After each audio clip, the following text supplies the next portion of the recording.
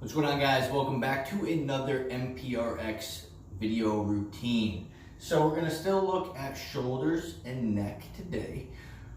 We're still going to use the band, okay? I like the band because it helps really open up the shoulders, the chest, the lats, the traps. There's tons of stuff that we can do with the band. So first and foremost, we're going to work on the pressing, okay? If you got a lot of headaches, neck tension, trap, we're usually here, right, rounded forward, texting. Shoulders are always being pulled forward.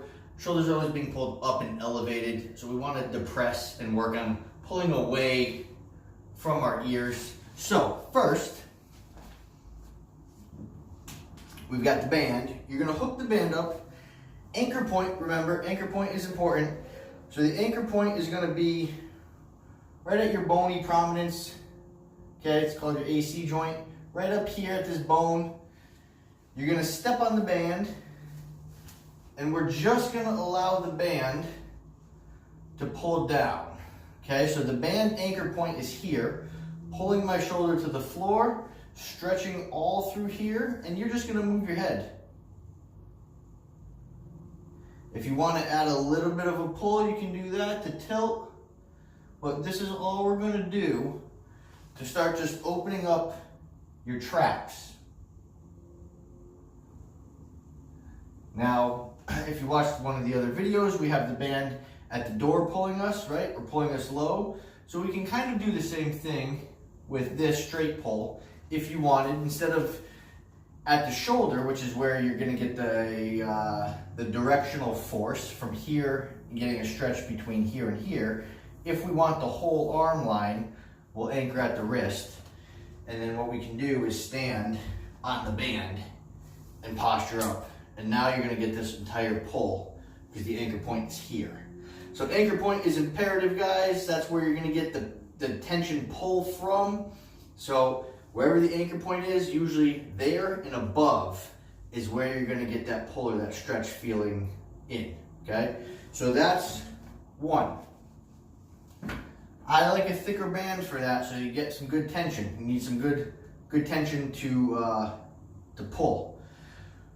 Two, we're going to open up the chest and the shoulders, all right? I use the ball. Now you can use the foam roller. I'll demo on the foam roller as well. But I'm going to go with the mid-height anchor point. I'm going to put some tension already on it. We're going to anchor it to the wrist. Gently hold. And now, so I'm more in an extension already, I'm just going to shift myself forward. And I'm going to drop my hips. And I'm going to let the band pull as the ball, my shoulder blade is pinned over the ball. And I can let my head relax. And you're just going to let this stretch. And you're going to feel this deep pectoral stretch, okay, right through the chest. It's more of your pec minor. And that's hooking onto your shoulder blade. So that's actually causing your shoulder blade to tilt forward in that forward shoulder position. And from here, I'm just going to move my shoulder around. I'm going to kind of rotate my hand back and forth. I'm going to rock a little bit with the ball side to side, getting into some different shoulder positions.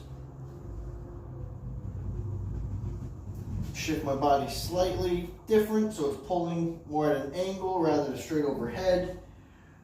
But just play around with this, guys, and see how it feels. It's going to be great to start to open up your thoracic extension. Okay, if you can get your hips to the floor and keep your shoulders, head, neck on the ball, fantastic. You got some good mobility going on. Doesn't mean you're not tight, but you got some good mobility going on.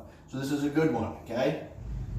You can just switch sides and see which side needs it, which side feels worse, which side feels more restricted in this position or in any of the positions that we're doing, right? Sometimes one side might need it and the other side might need something completely different.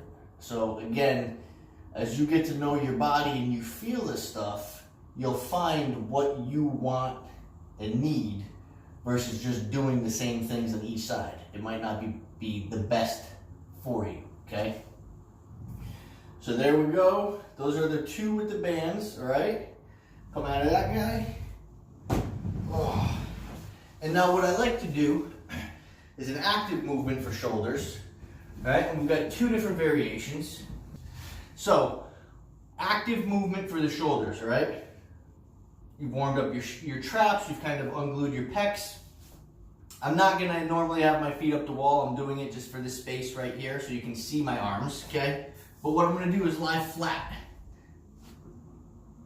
My arms are out to the sides. My head's gonna be forehead on the ground. I don't want my neck twisted or rotated because you're changing the direction of the tissue. So forehead on the ground, neutral spine, and we're gonna lift and push opposites, okay? So what I wanna do is I'm gonna lift my right and press my palm with my left into the ground. So you're pushing down, lifting up.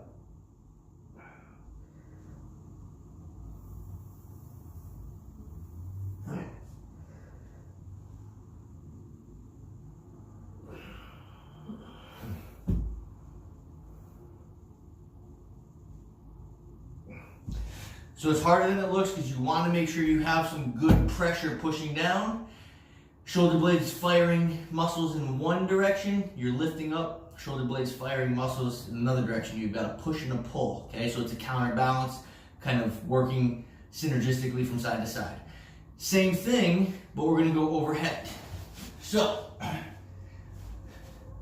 straight overhead, all right? One and one pushes down, one lifts up.